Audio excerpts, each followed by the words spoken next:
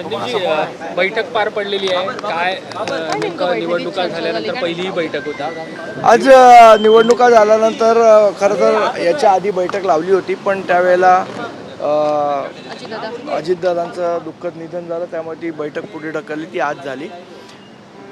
निवडणुकीच्या दरम्यान जे आमचे उमेदवार होते, जिंकून आलेले होते, पदाधिकारी होते, त्यांचे काय अनुभव राहिले, काय आता याच्या पुढे करायला पाहिजे, कशा प्रकारे पक्ष, या सगळ्या संदर्भात सविस्तर चर्चा माननीय राजसाहेबांनी आमच्या सगळ्या पदाधिकाऱ्यांची केली. बातमी येते की तुम्ही काय निघालं, एक महत्त्वाचा आरोप दबक्या आवाजामध्ये येत होता की उद्धव बाळासाहेब ठाकरे पक्षाची मतं ही मनसेला ट्रान्सफर झाली नाही. ज्या पद्धतीनं मनसेची मतं ही उद्धव बाळासाहेब ठाकरे पक्षाला ट्रान्सफर झाली, या संदर्भामध्ये काही तक्रारी पुढे आल्या आहेत का? बऱ्याच गोष्टींवर चर्चा झाली आणि ती पक्षांतर्गत चर्चा होती, ती इथे कॅमेरासमोर सांगणं योग्य ठरणार नाही. दुसरा एक मुद्दा समोर येतो की मनसेकडून भाजपला मुंबईत समर्थन देण्यात आलेलं आहे महापौर पदाच्या निवडणुकीसाठी. काय त्यामध्ये तथ्य आहे?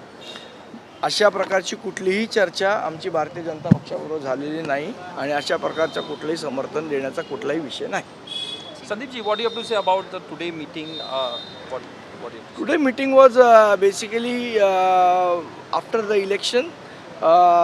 Everybody wanted to talk with Raj Sahib, wanted to share their experiences during election times, and they wanted to tell something, and in future also how the party will work and all these things. That discussion took place. Is there a decision taken on to change in strategy in the coming years?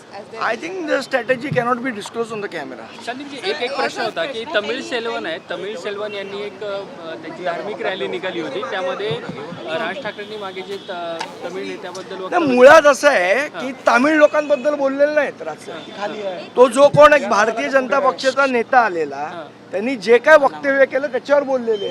ह्याच्यामध्ये उगीच ते मराठी विरुद्ध तामिळ करण्याचा जो प्रयत्न तामिळ सेल्वन करतायत, मला असं वाटतं अत्यंत चुकीचं आहे आणि त्यांच्या डोक्यात प्रकाश पाडून घ्यावा, किंवा भारतीय जनता पक्षाच्या नेत्यांनी त्यांच्या डोक्यात प्रकाश पाडावा. बैठकीनंतर काही पक्षांतर्गत पदांचा बदल होतील, खांदेपालट होण्याची शक्यता आहे का? निश्चितपणे याच्यामध्ये दर काही दिवसांनी पक्षामध्ये बदल होत असतात, त्याप्रमाणे बदल होतील आणि निवडणुकीच्या अनुभवाने, निवडणुकीमध्ये कोणी काम केलं आहे नाही केलं आहे, या सगळ्या गोष्टींची चर्चा आजच्या या बैठकीत झाली.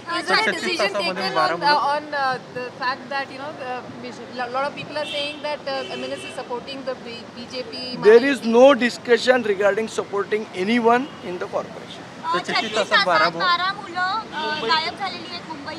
तर मला असं वाटतं अतिशय चिंतेचा आणि गंभीर विषय आहे. गृह विभागाने याची दखल घेतली पाहिजे. या विषयावर सन्माननीय राजसाहेब याच्या आधी सुद्धा बोलले होते आणि का मुलं गायब होतात, याच्यापाठी कुठलं रॅकेट आहे का, काय आहे, मला असं वाटतं याचं गांभीर्यपूर्वक विचार हा केला गेला पाहिजे. Tamil Salvan is raising the issue of this Tamil and targeting that. See, whatever Raj Sahib had given statement in the Shivaji Park rally was regarding that particular person whose name was Annamalai. So it was nothing against the Tamil people. So Tamil Selvan is unnecessarily trying to create a dispute between Tamil and Marathi. That is not correct.